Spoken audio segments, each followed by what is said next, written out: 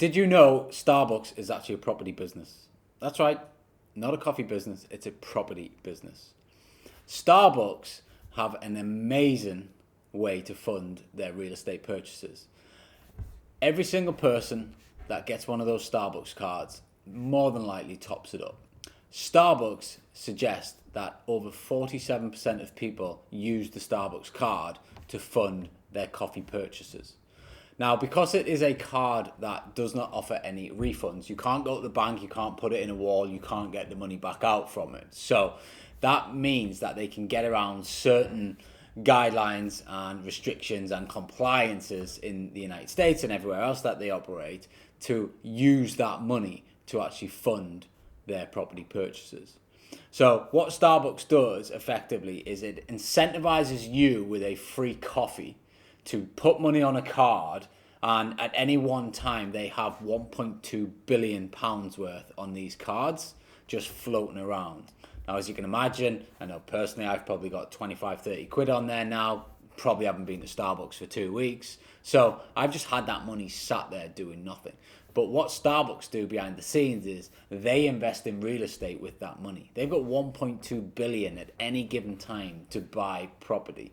Now, I know that buys a lot of property, and I'm sure you do as well. So that is an amazing strategy, and it just shows you how creative of a business they are.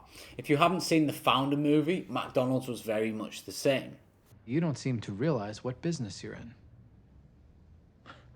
You're not in the burger business. You're in the real estate business. The original guys who set it up, they got involved with another guy. He was trying to make money out of selling burgers. He quickly realized there isn't actually that much money in selling a $1.50 burger or whatever it was at the time. So he then thought, how can we make more money out of this franchise game? How can we make more money out of this brand? And sure enough, they decided to start buying the real estate that the McDonald's franchises sat within. And now they are one of the largest real estate businesses in the world because they leased that real estate back to the franchise owners as part of the deal. So these companies are all using property in a very clever way, but they're also using investor money. And as you grow your property journey, you're going to need investor money. It doesn't matter how much money you've got. Okay, whether you're starting with 10,000, 10 million, 100 million, you will run out of money eventually if you are aggressively acquiring property. So you always need investors. So how can you get investors? How can you create your Starbucks card? That is what you should be thinking about right now. How can you become the McDonald's that leases their property back to the franchisee and earns instant revenue from it, locks them in for a long period of time? How do you initially get that real estate to be able to then generate the cash flow from? And for me, I do this with my investors. We offer them a very good return on their money. Right now, they're getting absolutely nothing in the bank.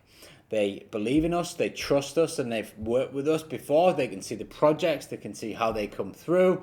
We show them what we're doing, and we build that trust, we build that factor in, and then over time they want to invest more and more and more because they see the return. It's a great return for them. It's a win-win for us because we continue to buy more property using investor money rather than my money. And I've only got so much money, so I can only buy so many properties. But I've got an army of deal sources now within the business that are constantly out there looking for property. So I don't want to be held by my limitations of my funds. So that's why I also use investor funds. And this is something that you need to think about as your journey progresses and as you move from smaller projects into bigger projects, potentially into property development. There's a lot of platforms, crowdfunding, things like that as well. However, I do think that, you've got to find your investor money, and that should be something you start thinking about once you're 6 to 12 months into your journey. And the most likely sources of investor funds can come from, parents, colleagues, friends, people just seeing your journey. Coming back to one of my previous videos is about marketing, getting your brand out there, getting attention. If you document your journey, then you will more than likely start attracting questions like, oh, that looks interesting. What are you up to there? Can you explain to me how that happens? And that is when you start building the relationships to be able to then try and work with investors, because you will be surprised how many people have got 50K, 100K, 150K, and even more sat in a bank account doing nothing right now.